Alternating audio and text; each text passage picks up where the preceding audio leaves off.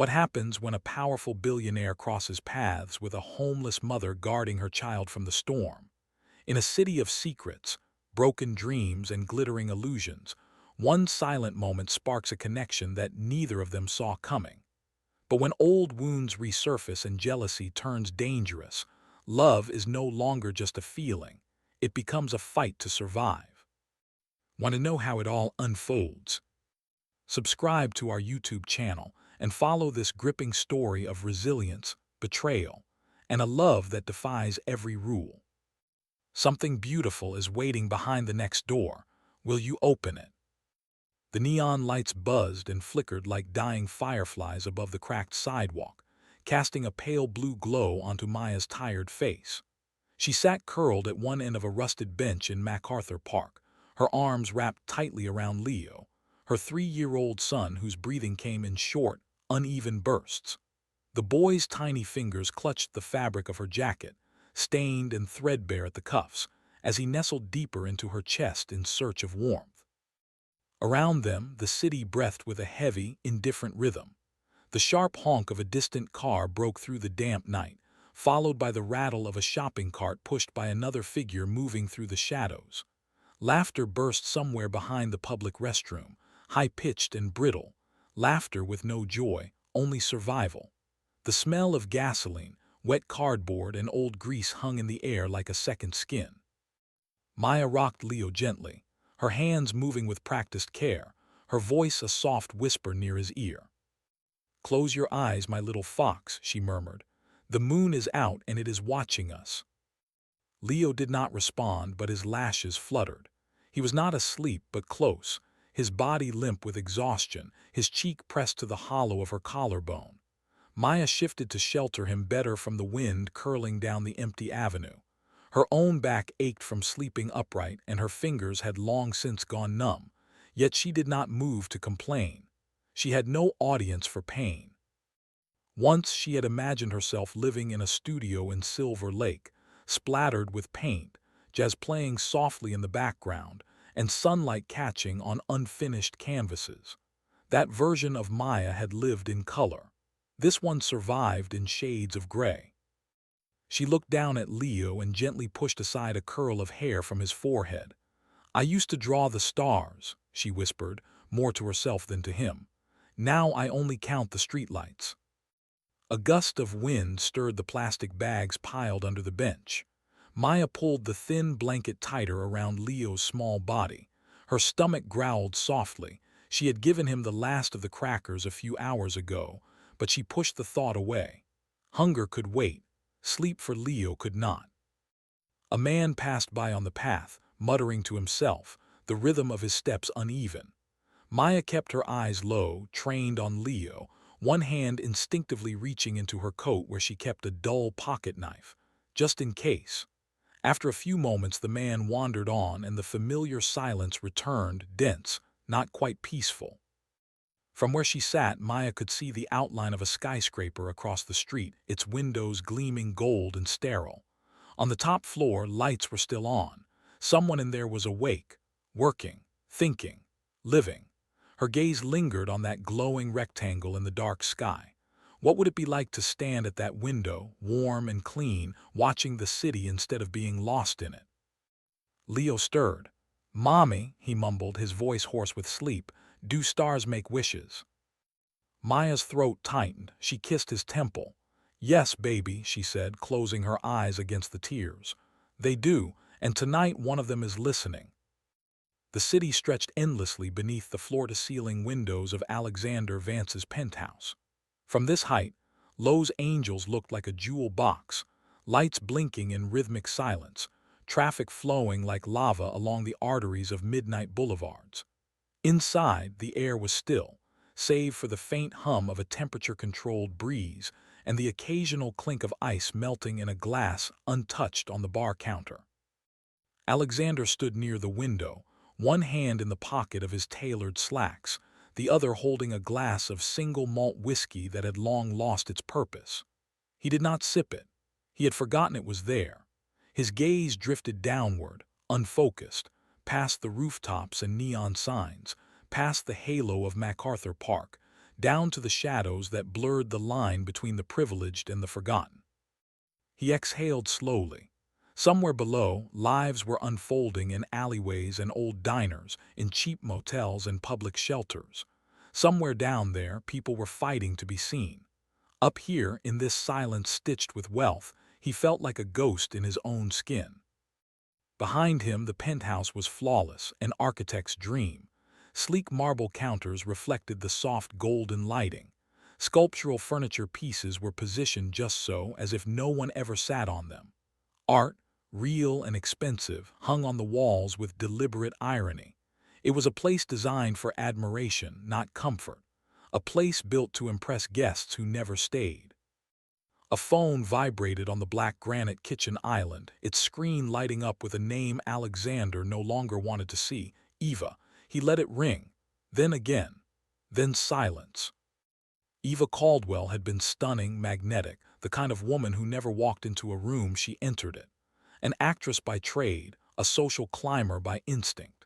Their relationship had lasted 8 months, 3 magazine covers and 1 meticulously publicized red carpet appearance. In the end, she had left with a Birkin bag and the keys to a condo he never meant to give away. And yet none of it surprised him. Not really. He had chosen her for the same reason she had chosen him, image. That hollow partnership had taught him everything he did not want to become. He turned away from the city, walking slowly to the grand piano in the corner. His mother used to play when he was a boy, Chopin, Debussy, the soft kind of music that made the world feel slower. He lifted the fallboard, pressed 1 key, let the note linger. The sound echoed through the room, clean and empty. He looked around as if seeing it for the first time. The penthouse was pristine but not lived in. His closet was full but no one touched his clothes. The kitchen gleamed but no one cooked in it. The only thing that ever filled the space was silence. Alexander leaned forward and placed the whiskey glass on the piano lid. The condensation left a ring. He did not wipe it away. He returned to the window. Below something moved, just a flash of fabric beneath a flickering street lamp. A woman, a child. They huddled together under a metal awning, the woman's arm wrapped protectively around the small figure. Something tightened in his chest. He did not know why. It was a distant flicker, no louder than a whisper, but it pulled at something he had buried deep, an ache he had taught himself to ignore. He stood still for a long time, watching the 2 shadows in the rain, while the city pulsed around them like a heart too big to hold. Rain had begun its quiet descent long before most people noticed. At first, it tapped lightly against the windows of Alexander's penthouse like a polite visitor, asking permission to stay. But within minutes, it turned insistent, thrumming against the glass in steady sheets as thunder rolled low over the city. The lights of Lowe's angels blurred under the storm's veil, shimmering like watercolors left out in the rain. Alexander stood by the window once more, one hand resting against the cold glass, the other loosely holding a mug of coffee he had reheated twice but never tasted. His meetings were done for the day, pointless briefings, handshakes, champagne toasts to a building he no longer cared to name.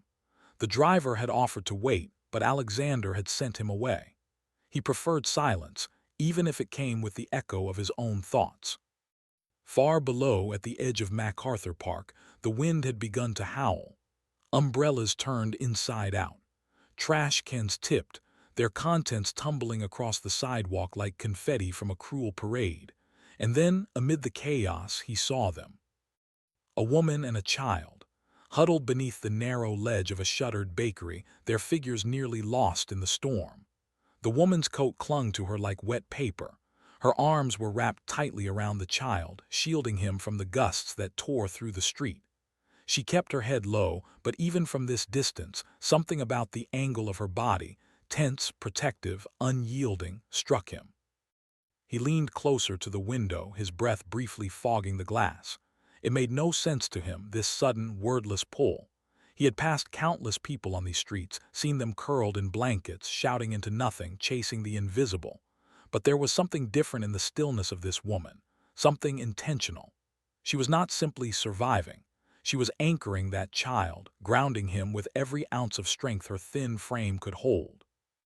Lightning flashed, illuminating their faces for a heartbeat. The boy was tucked under her chin, eyes closed, arms looped tightly around her waist. The woman turned slightly, just enough that Alexander caught a glimpse of her face. Rain streamed down her cheeks, mingling with exhaustion. Her mouth was pressed in a firm line, but her eyes burned with clarity. He stepped back as if the sight had hit him physically. It was absurd, this reaction. She was a stranger. She was soaked, shivering, crouched in the corner of a world he never had to enter, and yet he could not look away. There was something about her presence that refused to be pitied. She was not begging, not shrinking. She was enduring. Without fully knowing why, Alexander reached for his coat. He took the private elevator down, bypassing the doorman who had long since stopped asking questions. Outside, the rain was immediate, cold, and punishing. His shoes splashed through shallow puddles as he crossed the slick pavement, the wind catching his coat like a sail. He stopped a few steps away from them, careful not to move too fast. The woman noticed him instantly. Her posture stiffened, her body angling slightly to shield the boy.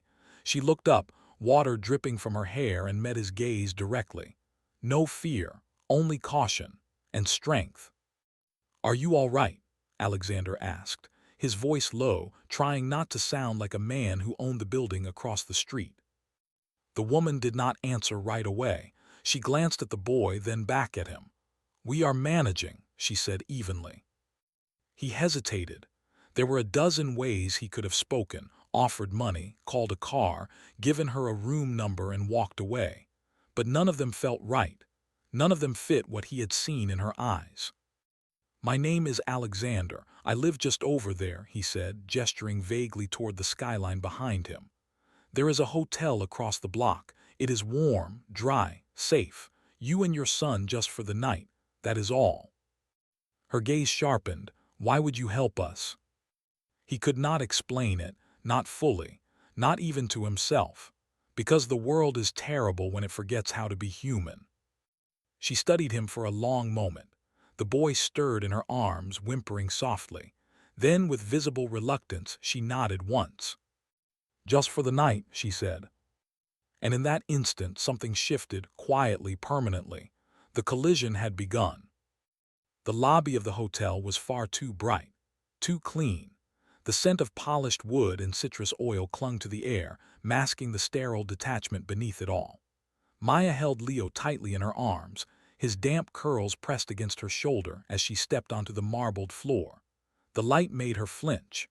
Her reflection in the gold-trimmed elevator doors was a painful thing, mud on her boots, a tear in her sleeve, her face pale and drawn beneath the shadows of exhaustion. Alexander walked a few paces ahead, speaking in low tones to the front desk clerk. The woman behind the counter glanced briefly at Maya, her expression unreadable, professional, distant. A keycard was handed over with a polite smile, but the tension in the air was undeniable. Maya had grown used to that look, pity with a razor's edge of suspicion. "Room 617, Alexander said gently, turning back to her. He held out the keycard but did not move closer. "No one will bother you. You can lock the door from inside. Room service is 24 hours. Maya's fingers tightened around the strap of her worn canvas bag. "Why are you doing this?" she asked. The question had been waiting, coiled in her throat since the moment they left the awning. It was not anger that edged her voice, but wariness. She had trusted someone once. One moment of believing in kindness had cost her everything. She would not fall again without a fight. Alexander's expression did not change. "Because I saw a child in the rain, and a mother who would not move, even if it killed her. I would want someone to do the same if it were me." Maya looked down at Leo, who had fallen into a half-sleep, his breath shallow against her neck. Her arms ached. Her mind buzzed with the noise of every possible consequence. What if this was a setup? What if there were strings hidden beneath his soft tone and expensive coat? But Leo was trembling. He needed warmth, sleep, food. She could fight tomorrow if she had to. I am not staying here forever, she said, her voice steady but low. This is not a solution. Alexander nodded. It is just a door between you and the storm, nothing more. She took the card. The elevator was quiet, its walls paneled with dark wood and mirrors that made the space feel larger than it was. Maya kept to one corner, adjusting Leo so that his weight shifted more comfortably on her hip. Her reflection looked foreign, too sharp, too fragile. The room itself was more than she had expected: clean white linens, thick carpet, a small sofa near the window. Leo stirred when she placed him on the bed, but did not wake. She pulled off his wet socks and wrapped him in one of the thick hotel towels. He looked impossibly small in that wide bed. For a moment she stood there, watching him breathe. Then she turned to face Alexander, who had lingered near the door. "Thank you," she said, the words scraped raw by pride. "But I do not know you. I need you to understand that." "I do," he said. "You will not see me unless you want to." He stepped back into the hall, pausing only to add, "There is a phone next to the bed. Call the front desk for anything. Or not. It is up to you." And then he was gone, the door closing with a soft click. Maya stood alone in the silence. The bed creaked as Leo shifted in his sleep. She exhaled slowly and locked every bolt on the door. Then finally she sank onto the edge of the bed, shoes still on, eyes fixed on the window. Outside, the city shimmered through the rain, bright and unreachable. But here, in this quiet room, her son slept dry and warm. That was enough for now. The room had quieted to a soft, steady hum, the sound of distant traffic muted by thick windows, the whisper of the air conditioner working through the night. The rain had lightened outside, now only tapping faintly against the glass like a lullaby losing its rhythm. Maya sat on the small sofa near the window, her legs tucked beneath her, a hotel robe draped over her shoulders. Her hair was damp but no longer dripping, and her hands, finally warm, cupped a mug of tea brought by room service. Across from her, in the corner armchair, Alexander sat with his sleeves rolled to the elbows, a second cup resting untouched beside him. Leo had fallen into a deep, dreamless sleep hours ago. Maya had checked on him twice, once to tuck the blanket tighter around his shoulders, once just to see him breathing. Now she stared into the tea, watching the steam rise and disappear, unsure of why she was still sitting here, speaking to this man who belonged to another world. "I was not always like this," she said at last, her voice quiet, more a confession than a statement. Alexander looked up. He did not speak, did not prompt her. He only listened. "I went to art school," she continued, her fingers tightening slightly around the mug. "The first in my family to go to college.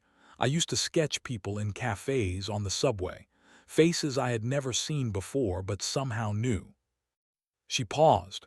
The warmth of the tea seeped into her hands like memory.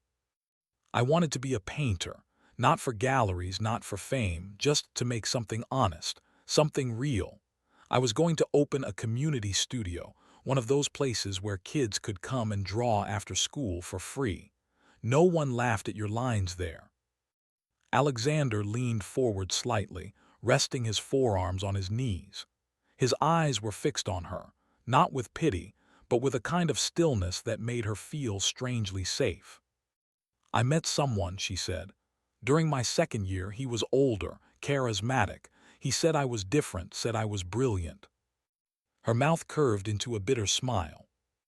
"He had money, a lot of it, lived in a condo overlooking the beach, wore suits that always looked like they were waiting for cameras. I thought he saw something in me, but it turns out he only liked the way I looked standing beside him. Quiet, grateful." She swallowed. The heat in her throat was no longer from the tea. "When I told him I was pregnant, he vanished, left a message, said I had made a choice and that I should take responsibility for it." Alexander exhaled softly through his nose but still said nothing. Maya appreciated that. "I sold everything I had," she said. "Dropped out, moved from couch to couch until there were no couches left. I cleaned offices, did odd jobs until Leo was born. Then even that became hard. Childcare costs more than rent. Rent costs more than breath. So we came here. I thought Lowe's angels would be kinder." She looked up then, her gaze sharp, unflinching. "It is not." Alexander met her eyes and nodded once, solemnly, as though acknowledging a wound he could not mend. "I should not be telling you this," she said after a beat, shaking her head. "You are a stranger, a rich stranger in a perfect shirt."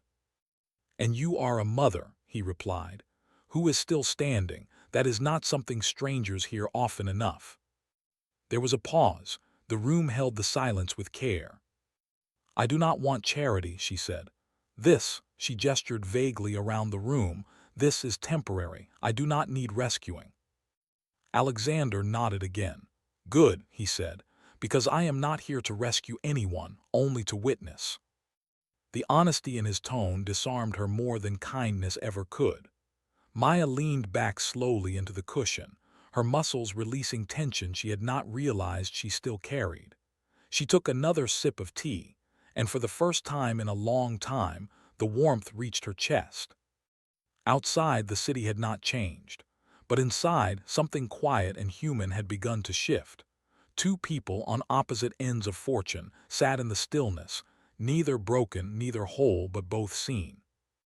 The next morning dawned pale and reluctant, light filtering through the sheer curtains in soft ribbons that stretched across the carpeted floor. Maya sat at the small desk in the corner of the hotel room, her sleeves rolled up, a hotel notepad in front of her filled with scribbled names and addresses. Next to the pad, Leo sat cross-legged on the bed, happily munching on a banana from the room's service tray, crumbs from a croissant scattered on the white sheets like petals. Alexander knocked once before entering, his presence as quiet as the morning. He carried a paper bag in one hand, coffee, fresh juice, and something warm from a nearby bakery. The scent of cinnamon followed him in. "I thought you two might be hungry," he said. His tone was casual, almost hesitant. Maya looked up, brushing a strand of hair from her face. "You did not have to bring that." "I know," he said, setting the bag on the counter, "but I wanted to." She eyed the bag, then glanced back at Leo, who was already watching Alexander with an open smile. "Say thank you, Leo." "Thank you," Leo beamed, his mouth sticky with fruit. Alexander smiled, but his attention turned quickly to Maya. "I wanted to talk to you, just briefly." She stiffened. The hotel robe was folded neatly on the chair behind her, and she wore her only clean set of clothes, a faded blue sweater and jeans that barely fit. Her hands curled around the pen she had been using. "I have a friend," Alexander continued, "who runs a nonprofit, Safe Steps. They help women with children find transitional housing and stable jobs. No strings attached. I could make a call, quietly, if you want." Maya's eyes narrowed just slightly. "Is that your way of suggesting I cannot manage on my own?" "No," he said calmly. "It is my way of saying you should not have to." She looked away, pressing her lips together. People always start with offers like that, generous at first. Then come expectations, favors, subtle demands. Alexander nodded. "That is fair, but this is not that. You do not owe me anything." "I know," she said, sharper than intended. Then, after a breath, "But I need you to understand something. I am not looking for a savior. I will not trade my pride for comfort, not even for a little while." "I do not see you as someone who needs saving," he replied. "I see you as someone who deserves support. That is different." The silence stretched between them, thick with everything unspoken. Maya stood slowly and crossed the room, picking up Leo's jacket from the back of a chair and brushing it off. "I will call your friend," she said finally. "If the place is safe and clean, and there are no contracts hidden in kindness." "There are not," Alexander said. "Just a roof and a door with a lock." "And I want to find my own work," she added. "Something real, not a job handed to me because someone made a call." "Understood. And I decide what we take and when we leave." "Always," he said. Her shoulders eased just slightly. Then she turned to Leo, who had finished his breakfast and was now trying to zip up his tiny coat. "Let us go take a walk," she said to him, kneeling down to help. "We are not staying in this hotel forever." Leo nodded. "Are we going to find our own house now?" "Not yet," Maya said softly, "but we are going to take a step." Alexander remained in the doorway, watching the exchange, offering nothing more than what had been asked. Not help, not interference, just space, and perhaps something rarer, respect. And as they stepped into the hallway together, Maya glanced back at him briefly, her expression unreadable but no longer guarded. Not trust, not yet, but something adjacent, something beginning. The city changed when you looked at it through a child's eyes. For Alexander, it began with something as simple as a hand tugging at his sleeve in front of the Museum of Natural History. Leo, wide-eyed and bouncing with energy, pressed his nose against the glass of a dinosaur exhibit, his small voice echoing off the marble floor. "Is that a real T-Rex?" he asked, his awe unmistakable. Alexander knelt beside him. "It was, a very long time ago." Leo turned toward him with a frown of deep concentration. "Did you ever see one?" Alexander blinked, then laughed freely, unexpectedly. "No, I am not that old." It had been Maya's idea in the most reluctant of ways. "He has never been to a museum," she said one morning, eyes flicking between the pages of a local events flyer. "He loves animals, especially dinosaurs." Alexander had offered to take them both, but Maya had shaken her head. "You two go. I have something I want to see." When he returned that evening with Leo asleep on his shoulder and a gift shop plush toy tucked into the boy's arms, she had already come back, smelling faintly of paint and sunlight. "I visited the Broad," she said simply. "I stood in front of a Rothko for almost an hour. I forgot what silence in color feels like. After that it became a rhythm, unscheduled, unspoken, but real. A walk through a sculpture garden on a Sunday, an afternoon at a community children's play, a rainy day spent inside a bookstore, where Maya read aloud to Leo on a beanbag shaped like a ladybug while Alexander browsed nearby, half listening, wholly still. Sometimes, Maya and Alexander wandered through art galleries together, Leo napping in the stroller or tugging at their hands. She would stop in front of pieces with bold brushstrokes, her fingers twitching unconsciously. Alexander learned to read the curve of her mouth, how she bit her lip when she was moved, how her eyes narrowed when she found the technique lazy or the composition dishonest. "You speak about art like it breathes," he said once, as they stood before a modern abstract painting. "It does," she replied. "Some of it gasps, some of it lies, and the best ones, those you do not just see, they see you." There was no romantic script between them yet, no declarations or shy glances, only presence. Maya laughed more now, quiet at first, like she was testing the sound, and then fuller, more open, especially when Leo did something absurd like try to wear two hats at once or declare war on pigeons in the park.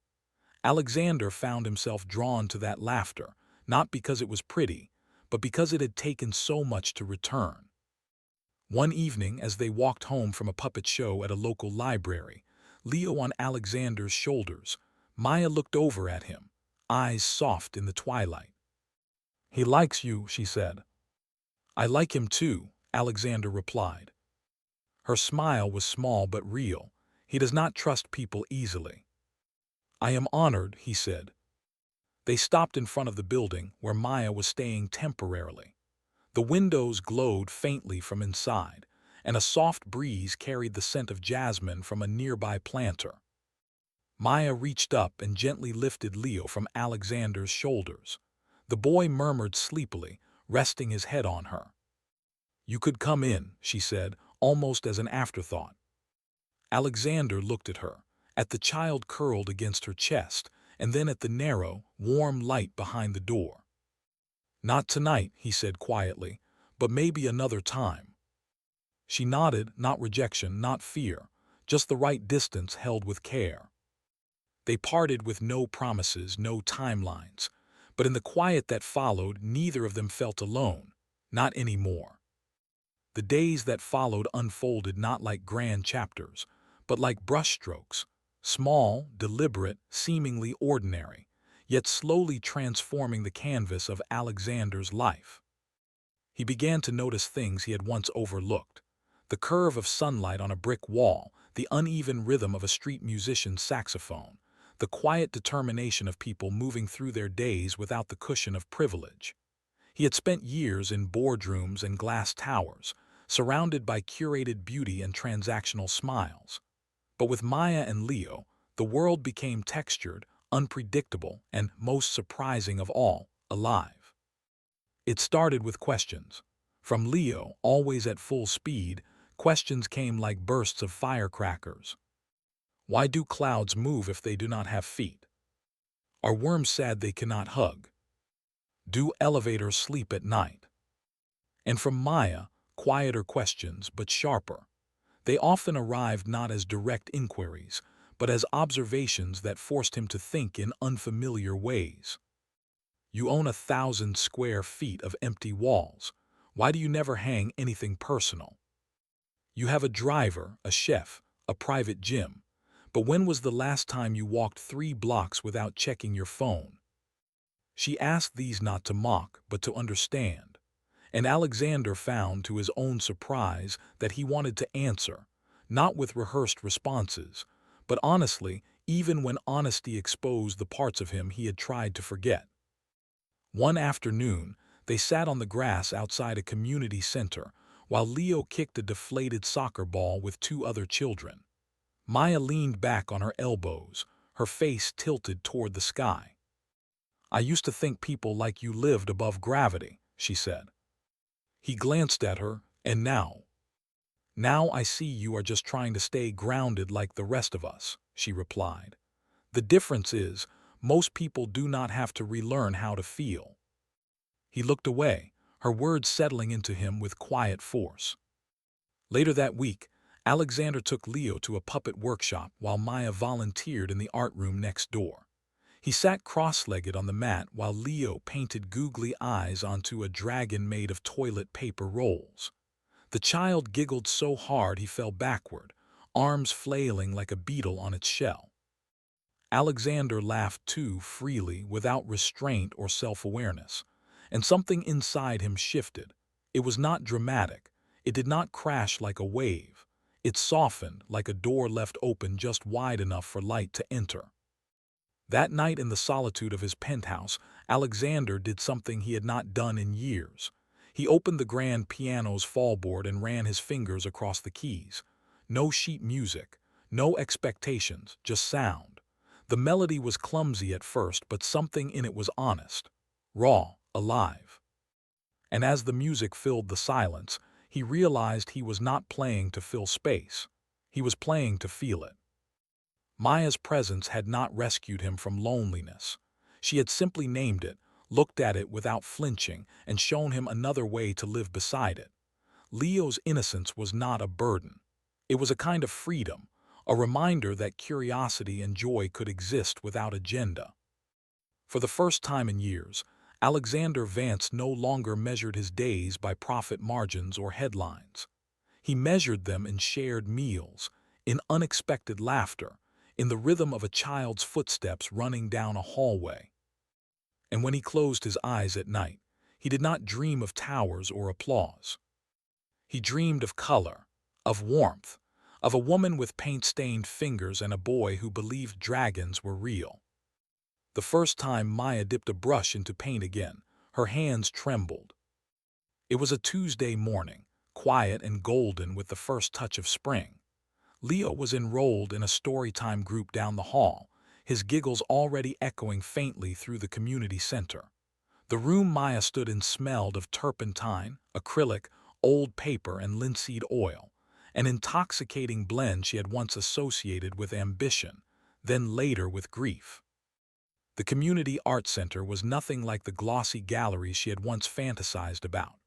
The floor was scratched and uneven, the tables dented, the light flickered from one broken ceiling panel. But there were windows, real ones, and someone had hung faded paintings from local students along the walls. Most were messy, bold, chaotic. alive. Maya had been hired on a part-time basis, helping with children's classes, organizing supply closets, assisting seniors in watercolor workshops. It was humble work, but she felt strangely whole in the midst of it. She liked the way the children forgot the world when they drew. She liked the old man named Ernesto who refused to paint anything that did not include a tree. She liked the hum of life in every corner. Alexander had found the opening for her and left the flyer folded inside one of Leo's books, saying nothing. Maya found it 2 days later and said even less, though he saw the way her fingers traced the words before tucking the paper into her pocket. It had taken her weeks to even step into the studio alone, not to teach, not to assist, but to paint. Now, standing at an old easel with a blank canvas before her, she stared into that familiar void, that terrifying white space that demanded everything and promised nothing. She could hear her own heartbeat. She could feel the weight of every year lost, every dream deferred, every brushstroke she had buried beneath the demands of survival. And then she remembered something Alexander had said, one evening when they sat watching Leo build towers out of cereal boxes. You do not have to create something for the world to see it. Sometimes it is enough that you do. She chose a blue deep and slightly dusty like twilight before it folds into night. Her brush moved slowly at first, unsure, but it moved. Lines appeared, unsure of their purpose, shapes without names. It did not matter. The colors began to talk to each other. They clashed. They whispered. They asked questions. She lost track of time. By the end of the hour, her palms were stained. Her hair had slipped loose from its knot. The canvas in front of her looked nothing like her old work. It was rough, strange, fragmented, but it pulsed with something real. When she stepped back, she did not smile. She simply breathed. For the first time in years, Maya felt like herself again, not the version she had tried to preserve, but the one forged in fire and rebuilt with trembling hands. Later that evening, Alexander came by to pick up Leo. He found Maya still in the studio, a smudge of ochre on her cheek, her eyes brighter than he had ever seen them. She did not say anything at first. She just looked at him, then looked at the painting, then back again. There was no pride in her expression, no apology either. He understood. "You painted," he said softly. She nodded. "Was it good?" "I do not know," she replied, but it felt honest. He looked at the canvas, then it was good. They walked out together, Leo running ahead of them with a drawing of a purple dragon clutched in his fist. The sun was low, painting long shadows across the sidewalk. Maya's fingers were still stained, her sleeves still dusted with color. And for the first time in what felt like a lifetime, she did not want to scrub it away. It did not happen all at once. There was no grand gesture, no whispered declaration beneath a canopy of stars. The love between Maya and Alexander grew like ivy, quietly, patiently, wrapping itself around their lives until one day they looked up and realized they were no longer standing alone. It was in the way she brought him a thermos of coffee on a Wednesday morning, still too hot to drink, wrapped in a dish towel she had embroidered with uneven stitches. He had laughed, not because it was funny, but because it was unexpected, because it felt like something no one had ever done for him simply to be kind. It was in the way Alexander started arriving early when picking up Leo from the community center, lingering at the back of the art room just to watch Maya work. He did not interrupt. He just watched, sometimes with the smallest smile tugging at the corner of his mouth as she wiped paint from a child's cheek, or explained the difference between cobalt and ultramarine with the passion of someone who remembered how color could save you. One evening, as they walked together down a narrow street lined with jacaranda trees in bloom, Alexander said, almost casually, "You make things better just by being in them." Maya did not reply immediately. Instead, she reached down to take Leo's hand as he skipped along the edge of the curb, and then said, "That is not a line, is it?" He shook his head. "No, I do not think I even know how to say those anymore." She studied him, her gaze clear, steady. "You are used to people who want something from you." "Yes, but I do not." "I know," he said. "That is why I stay." There were walls in both of them, but they did not fall with a crash. They softened at the edges, crumbled beneath shared silences and laughter that arrived without being invited. Maya saw past the polished suits and sculpted confidence of Alexander's public life. She began to notice the moments when his voice dropped, when his eyes searched for something they had not yet named. Loneliness had shaped him, not with violence but with precision, carving out the space where he now stood, surrounded by success but starved of connection. He never told her the details of his childhood, but she learned it through context. How he visited his father once a year, out of obligation. How he never remembered the names of his mother's husbands. How he found more peace in reading to Leo before bedtime than in every award or title he had ever earned. And Alexander, in turn, did not admire Maya because she was beautiful, though she was, or because she had suffered, though she had. He admired her because she kept showing up, for Leo, for the children she taught, for herself, even when it was hard, especially when it was hard. He told her that one night as they sat on the floor of her apartment, eating takeout and watching Leo build a tower out of plastic cups. "You are not strong because you have no choice," he said. "You are strong because you choose to keep going even when you do." She looked at him then, with something tender in her expression, half surprise, half recognition. "You see me," she whispered. "I do." They did not kiss that night. They did not need to. There was something more intimate in the quiet, in the way she leaned against his shoulder as Leo fell asleep, in the way his hand found hers without needing to ask. It was not a fairy tale. It was not perfect. It was real, and that was more than either of them had dared to hope for. The invitation came not with ceremony, but with a simple sentence over breakfast. Leo had just spilled orange juice across the table, giggling as the liquid crept toward Alexander's phone. Maya grabbed a napkin to blot the spill, scolding him half-heartedly, her smile betraying her amusement. Alexander, still wiping juice from his cuff, looked up and said, "You know you could live there, with me, both of you." Maya froze for a moment, her hands mid-motion. Leo had already moved on, now building towers from toast crusts. She met Alexander's eyes, searching them, unsure if it was a passing thought or something deeper. "In the penthouse?" she asked. He nodded. "It is too big for one person and too quiet." She leaned back in her chair. "You are not suggesting this out of charity, are you?" "No," he said. "I am suggesting it because when you and Leo are not there, the place feels unfinished."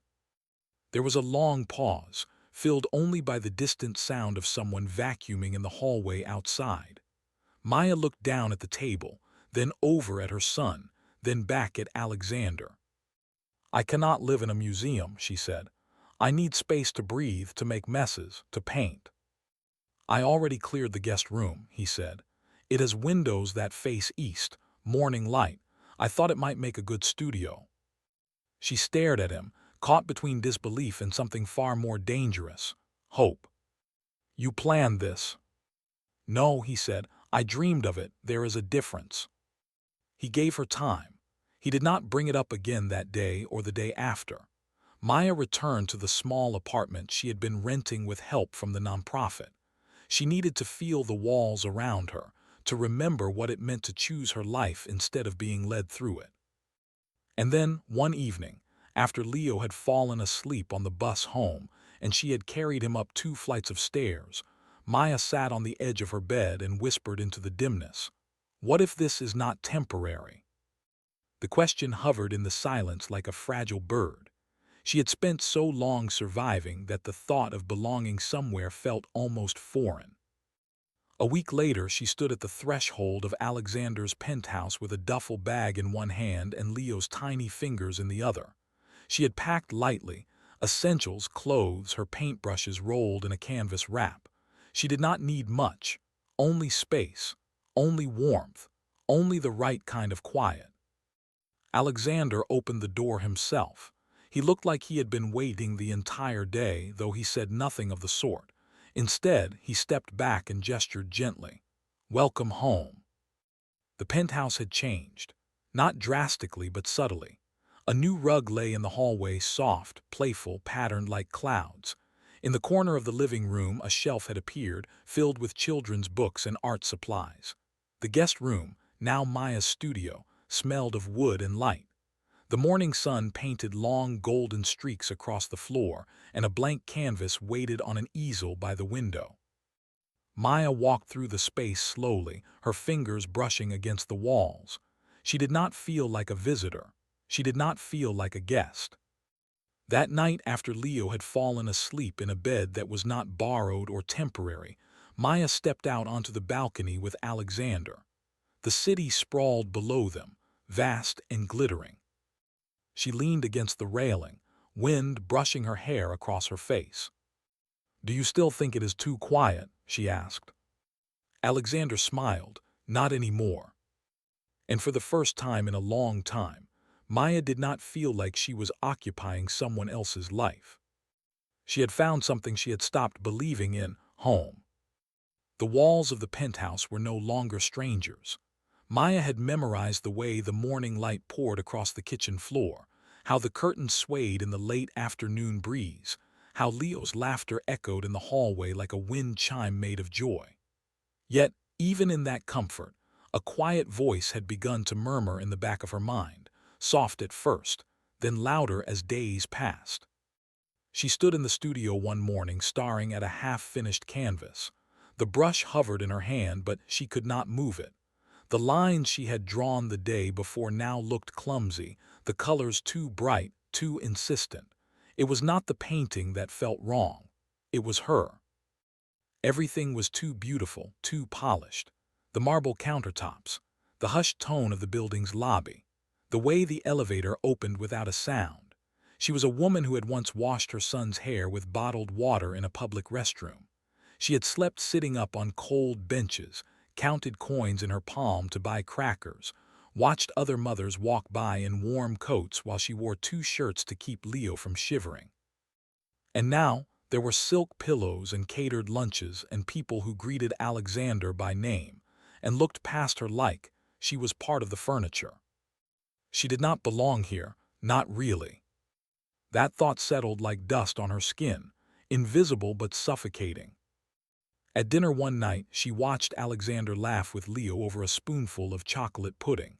It was a soft, joyful sound, the kind she had come to love. And yet, as she looked at them, her heart clenched. He deserved someone who knew how to move through his world. Someone who did not second-guess every word at a charity event, who could wear a dress that cost more than a month of rent without feeling like a child in costume. Someone whose past would not shame him in rooms full of sharp smiles and delicate glasses of wine. That night, after Leo was tucked in and the apartment had quieted, Maya stood barefoot in the kitchen, staring out at the city. She did not hear Alexander enter until he spoke, his voice gentle behind her. "You have been quiet." She nodded but said nothing. He waited. Then finally, "Do you ever wonder what people say about us?" He stepped closer. "Not often, and when I do, I remember none of them were there when I needed someone. You were." She turned to face him, her arms crossed over her chest like armor. "I do not have your world's language. I do not always know how to stand in the places you move through so easily." "You do not need to," he said. "You already carry something far more rare." She laughed, but it was brittle.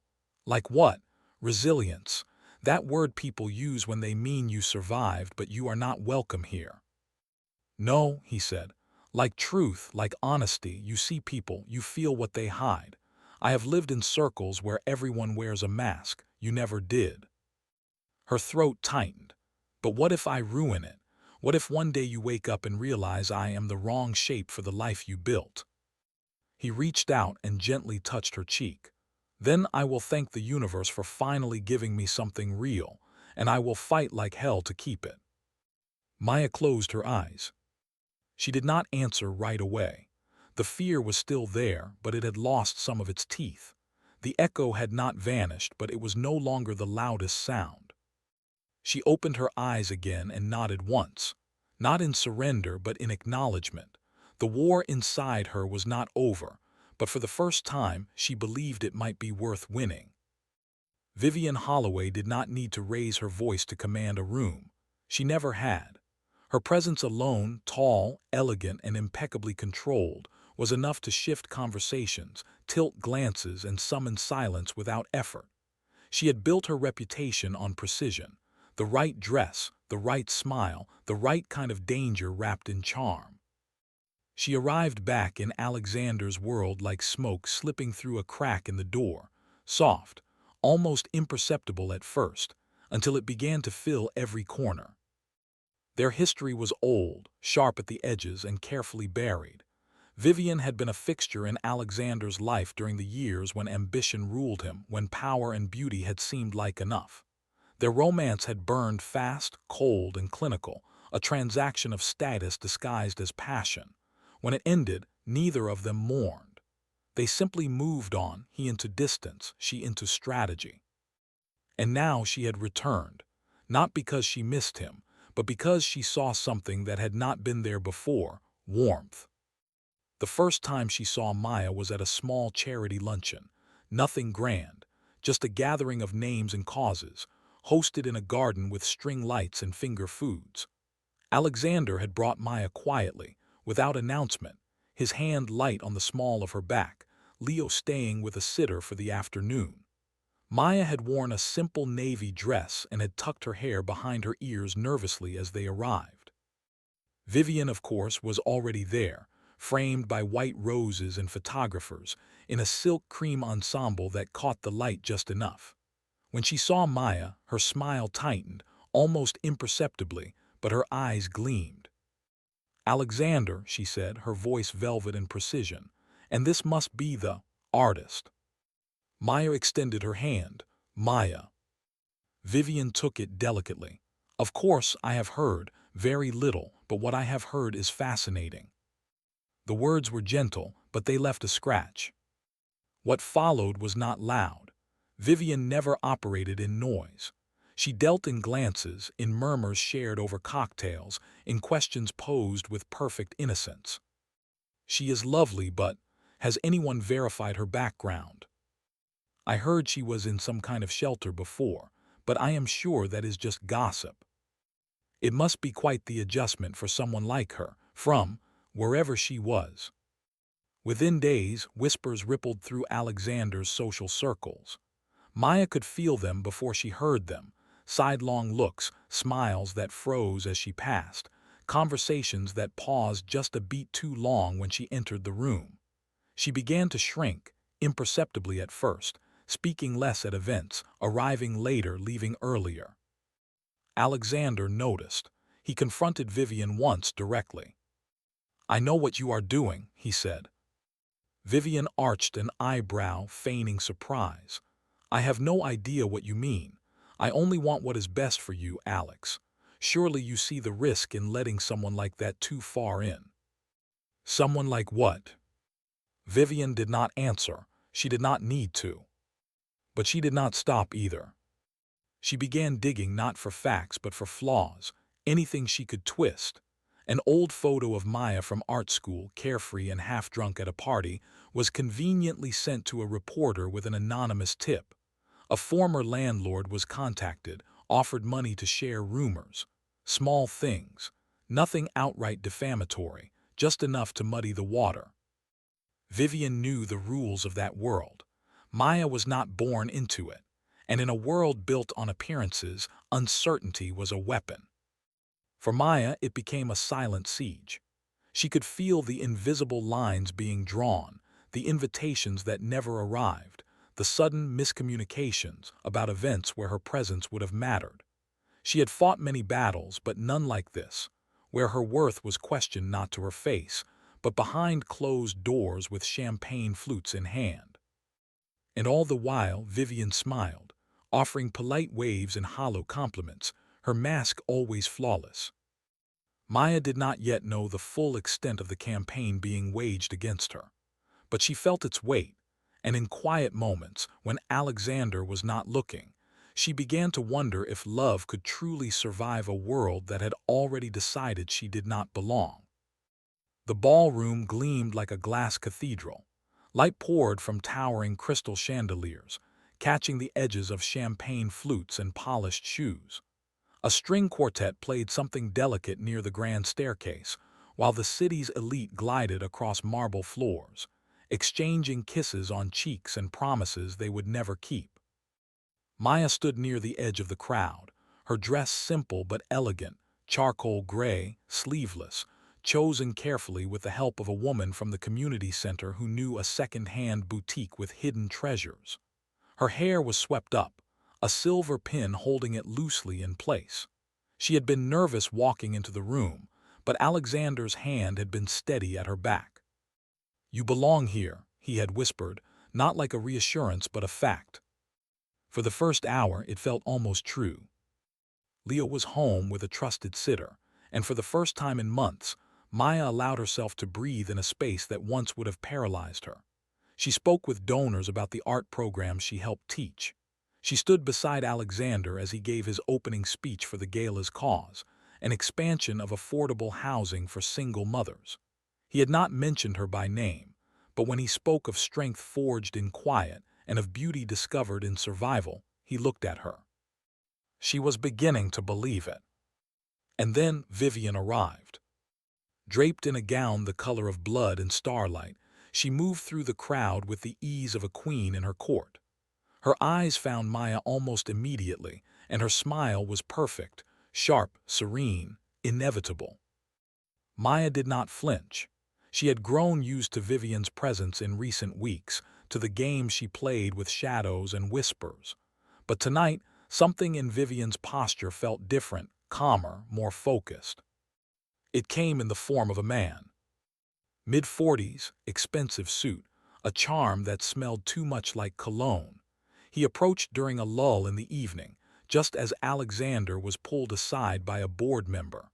Maya stood alone for a moment too long, and the man stepped in with an expression of delighted recognition. "Maya Wren," he said warmly, too warmly. "I almost didn't believe it was you." She froze. The name triggered a flicker of memory. He had been a friend of someone she had once known, years ago, back when her life had hovered on the edge of collapse. "I am sorry," she said slowly. "I do not think we have spoken directly." No, but I remember you from those parties in Echo Park. You were always the wild one, the one with the paint-splattered jeans and the wine bottle in hand." He chuckled as if sharing a private joke. "Still painting, are you? Still living like a muse?" Around them, conversation stilled slightly, just enough. The man's voice was not raised, but his words had hooks. Maya's stomach turned. "I think you are confusing me with someone else." He leaned in slightly. "Oh, come now, I know how it was. We all thought you'd end up some rich man's secret, not his centerpiece." She stepped back, her breath felt shallow. And then Alexander returned. He took in the scene instantly. The man, Maya's face, the faint ripple of attention from nearby guests. Vivian, standing just over the man's shoulder, sipped her drink without looking their way. Maya opened her mouth to speak, but Alexander's expression stopped her. It was not anger. It was not even confusion. It was hesitation, just for a second, but it was enough. He looked at the man, then at Maya, and in that pause a door closed somewhere inside her. "I do not know this person," she said, her voice low but clear. The man raised his hands in mock surrender. "My mistake, just saying hello." He melted back into the crowd. Vivian had already disappeared. Alexander turned to her, concern in his eyes. "Maya." "You hesitated," she said. "What?" "You looked at me like you were asking a question." "I was only—" "No," she cut in, her voice trembling but controlled. "You thought it might be true, just for a second, that I was something less than what you made me." The music resumed. People turned away, conversations resumed, The ripple folded back into the current of elegance. But Maya's world had already changed. She stepped back, clutching her small clutch to her chest like armor. "I need some air." "Maya, please." She walked away without answering. The door to the balcony clicked shut behind her like the sound of a line being drawn. And beyond the lights of the ballroom, the city waited, vast, cold, and full of ghosts. Morning broke without ceremony, gray, overcast, the kind of light that made everything look faded at the edges. The penthouse was silent. No laughter spilled from the kitchen. No footsteps echoed down the polished hallway. The stillness felt unnatural, like breath held too long. Alexander called Maya's name once softly as he passed the studio door. It was open. Inside, the easel stood bare. The paints had been cleaned and packed away. The cup that usually held her brushes was gone. He moved quickly, checking the bedroom Leo had claimed as his own. The blankets were neatly folded at the foot of the bed. A small plastic dinosaur lay face down on the pillow, its legs askew. Leo's shoes were missing from the mat by the door. On the kitchen counter there was a single folded piece of paper, addressed in Maya's careful, slanted handwriting. Alexander. He stared at it for a long moment before picking it up, heart heavy, already bracing for the weight of what it might contain. Inside, the words were written in black ink, clean, precise, without drama. "You hesitated. I do not blame you for it. I have lived long enough to know that doubt is natural when your world has never asked you to believe in someone like me. But I cannot raise Leo in a place where his mother is seen as a question mark. I will not let him grow up watching me shrink to fit the rooms you walk through so easily. He deserves more than whispered judgments and masks of politeness. And I deserve more than to always be waiting for the other shoe to drop. Please know that this is not anger. It is clarity. A kind of love, perhaps, the hard kind, the one that does not beg to be understood, only respected. Thank you for showing me that softness is not weakness, that love can be kind. But I must go where I am not merely tolerated or pitied, but whole. Tell Leo, tell him I needed to paint the sky again, that I will always be with him when he looks up. Maya." Alexander read the letter twice, then a third time, his hand trembling slightly by the end. There were no accusations, no bitterness, but the absence of anger made it worse. She had left not in rage but in strength. She had walked away because she had to, because the world he had offered was beautiful, yes, but still a cage.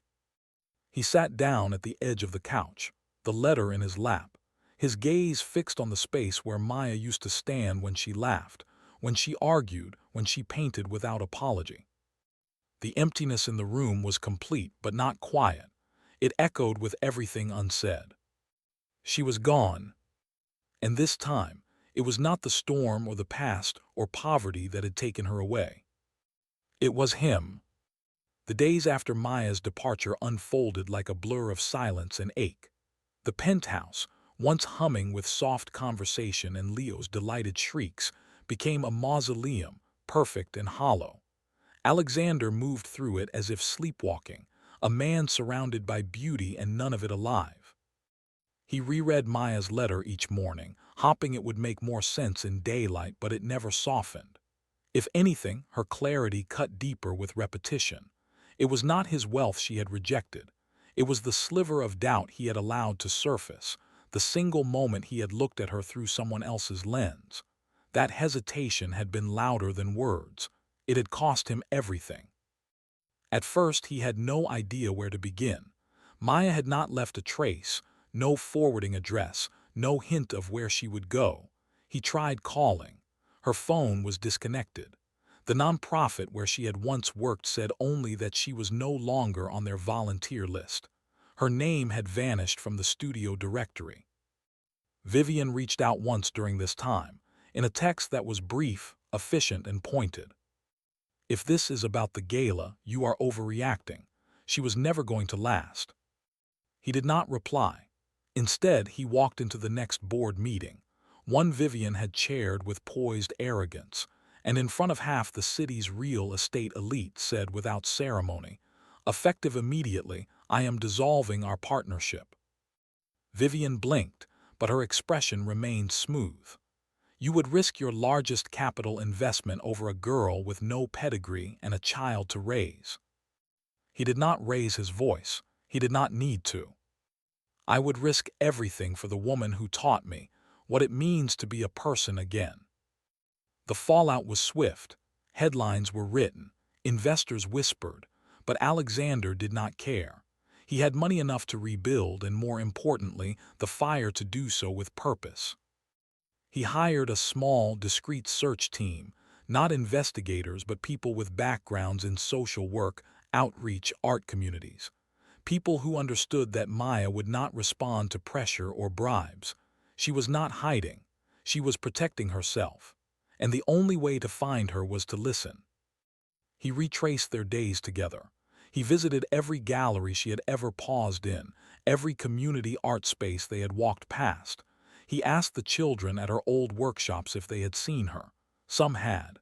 "The lady with the paints and the blue ring," one girl had said. "She said she was going to find a place with more sky." He traveled to neighborhoods Maya had once mentioned in passing, quiet suburbs, industrial districts with forgotten studios tucked between warehouses, places that smelled like old paint and possibility. He left his name behind not with fanfare, but with humility. "I hurt someone," he told a teacher at a local art collective. "I need a chance to make it right. I am not here to buy anything, just to find her." One evening, nearly a month into his search, he stopped in front of a small building in the outskirts of the city, a two-story structure with peeling blue paint and a banner that read, "Saturday Art for All Ages, Pay What You Can." Inside, the light was warm and imperfect. Brushes were scattered across tables, laughter rang out in uneven bursts, and at the far end, kneeling beside a child painting a giant sun in orange and yellow, was Maya. Her hair was tied up in a loose knot. Her sleeves were rolled. Her face, turned slightly in concentration, was exactly as he remembered it, though somehow stronger, more still. He stepped into the doorway, but did not move closer. As if sensing him, she looked up. Their eyes met. He did not speak, he waited. She rose slowly, walked toward him, not with surprise or drama, but with the steady pace of someone who had rebuilt herself in silence. "Alexander," she said softly. "I came to find you," he replied. "Not because I think you owe me anything, but because I cannot unlove you, and I never should have hesitated." Maya studied him long and deep, and in that gaze was not forgiveness, not yet, but recognition, of truth, of courage earned late but honestly. Behind them a child spilled a cup of water, paint streaked the floor, laughter rang out again. Maya did not look away. "You found me," she said. And though it was not a promise, it was a beginning. The studio smelled of turpentine and childhood, crushed chalk, wet paper, hints of acrylic clinging to every surface. The afternoon sun filtered through high, dusty windows, pooling in golden sheets on the scuffed wooden floor. Outside, birds chattered over the roof. Inside, the soft murmur of children's voices mixed with the faint scrape of brushes against canvas. Maya stood at the center table, sleeves rolled to her elbows, a smear of bright green across the back of her hand. Her eyes were on a boy carefully painting a tree that leaned sideways, heavy with impossible fruit. She smiled, corrected the boy's grip on the brush, and moved on. Alexander stood just inside the door. He had come back the next day, not because he expected anything, but because something in Maya's voice, in the quiet acknowledgement that she had let him find her, had stirred hope from the ashes. She looked up now, aware of him but calm. She did not rush to meet him. She finished helping a girl wash paint from her arms, nodded toward another who needed new paper, and only then did she cross the room. They stood for a long moment, not as lovers reuniting in a rush of passion, but as people who had learned the value of stillness. The silence between them was no longer heavy. It was honest. "I was a coward," Alexander said softly. Not because I doubted you, but because I let the world's noise speak louder than my heart. I see that now." Maya watched him, her eyes unreadable. He went on. "I let you walk away when I should have stood beside you. Not to protect, not to fix, but simply to be there. Because you never needed saving. Only someone who believed in your fire instead of fearing it." She said nothing for a moment. Then, quietly, "I was not waiting for an apology." "I know," he said, "but you deserve one." The words hung in the space between them, unadorned, unperformed. No flowers, no fanfare, just truth. She exhaled slowly. "It hurt," she said. "Not just what happened, but that for a moment I believed you might be just like the rest." "I will spend every day earning back your trust," he said, "if you let me." Maya turned, glancing at the room behind her. Children still painted freely, unaware of the quiet drama unfolding just a few feet away. Then she looked back at Alexander. "I do not want to be a secret tucked behind glass walls," she said. "I want a life that breathes, that makes messes, that leaves stains." "Then let us build that," he replied, "one honest color at a time." She smiled, not a full one, but the beginning of something real. And then Leo burst into the room, his backpack half open and a drawing flapping from his hand. "Mom," he called, running up to her, "I drew us, you and me and Alex." He held up the paper. It was crude, joyful, a trio of stick figures beneath a giant sun, each with enormous grins and mismatched shoes. Alexander crouched beside him, taking the picture with a reverence usually reserved for masterpieces. "It is perfect," he said. Leo beamed. "Can we hang it at home?" Maya glanced at Alexander. "Home," she echoed, the word quiet and solid. "Yes," she said. Later that evening, the three of them walked down the street together, past cafes with open windows and sidewalks dusted in the day's warmth. Maya held Leo's hand in one, Alexander's in the other. No cameras, no eyes watching, just the rhythm of footsteps and something soft growing between them. When they reached the studio again, Maya paused, turned back to lock the door. Inside, her latest canvas waited on the easel, unfinished, daring. The first stroke of it had been black, the next red, but now at the top right corner, a smear of yellow reached outward like the beginning of sunrise. She would paint again. He would wait as long as it took, and together they would build a life not out of perfection but truth. A new canvas, and this time it would be full of light.